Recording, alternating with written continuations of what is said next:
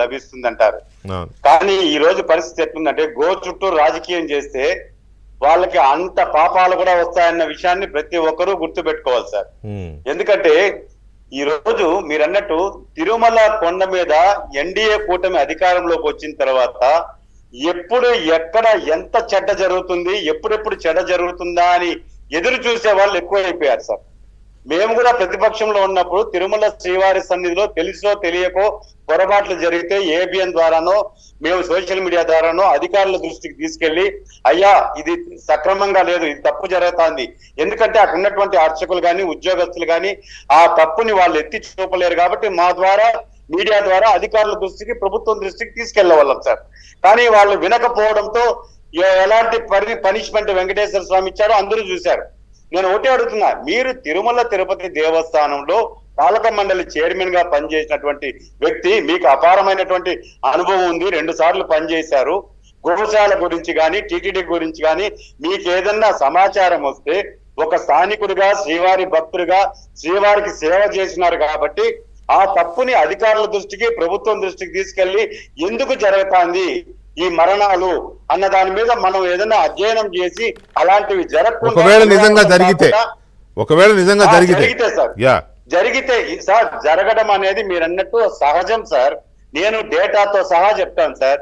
ఎండాకాలంలో మార్చి ఏప్రిల్ ఈ ప్రభుత్వం వచ్చాక కాదు సార్, నేను ఒకటే టీటీడీ ఈఓ గారిని శ్యామలరావు గారిని చైర్మన్ గారిని విజ్ఞప్తి చేస్తున్నా, గత సంవత్సరంలో అంత ముందు సంవత్సరంలో మార్చి ఏప్రిల్ డేటా ఒక్కసారి తీసి మీరు డైరీ ఫార్మ్ నుంచి బయటకు తీసి భక్తులకు తెలియజేయండి సార్. నేను ఒకటి విషయం చెప్తున్నా, అధికారులు కానీ బోర్డు సభ్యులు కానీ ఇప్పుడున్న వాళ్ళు కూడా వాళ్ళు వాస్తవాలు చెప్పేదానికి ముందుకు రావాలి సార్. ఏదో కరుణాకర్ రెడ్డి గారు స్టేట్మెంట్ ఇచ్చారో మనం కూడా స్టేట్మెంట్ ఎదురుదాడి చేస్తాం అన్నది అవసరం లేదు సార్. మనకు డేటా కరెక్ట్ గా ఉంది సార్. గత సంవత్సరంలో కూడా ఆవులు చనిపోయినాయి సార్. ఎందుకంటే ఎండాకాలం మార్చి ఏప్రిల్లో బొబ్బల అమ్మోరు ఇది కానీ మీరు అడగండి సార్, ఎవరినన్నా వెటర్నరీ డాక్టర్ని అడగండి, బొబ్బల అమ్మోరు అనేది ఆవులకి సంక్రమిస్తుంది సార్. ఈ ఎండ తీవ్రత ఎక్కువైనప్పుడు ఆవులు సహజ మరణాలు జరుగుతాయి సార్. అది ఈ రోజు జరిగింది, 6 నెలల్లో 3 నెలల్లో 100 చచ్చిపోయేది కాదు సార్. గత సంవత్సరం జరిగి ఉంటుంది, అంత ముందు సంవత్సరం జరిగి ఉంటుంది. దానికి వెంటనే స్పందించి అక్కడ ఉన్నటువంటి డాక్టర్లు ఎవరైతే మెటర్నిటీ డాక్టర్లు ఉంటారో వాళ్ళు ట్రీట్మెంట్ ఇచ్చి టీకా వేసి యాంటీబయాటిక్స్ మందులన్నీ పెడితే 100లో 20 బతుకుతాయి, 80 చనిపోయే అవకాశాలు కూడా ఉన్నాయి సార్. యాజ్ పర్ ఆ సైంటిఫిక్ గా సార్. నేను డాక్టర్ని అడిగా, అలాంటి జబ్బండి అది, కానీ టీటీడీ వాళ్ళు ప్రత్యక్షంగా పర్యవేక్షిస్తారు కాబట్టి అలాంటి మరణాలు చాలా తక్కువ సంఖ్యలో జరుగుతూ ఉంటాయి.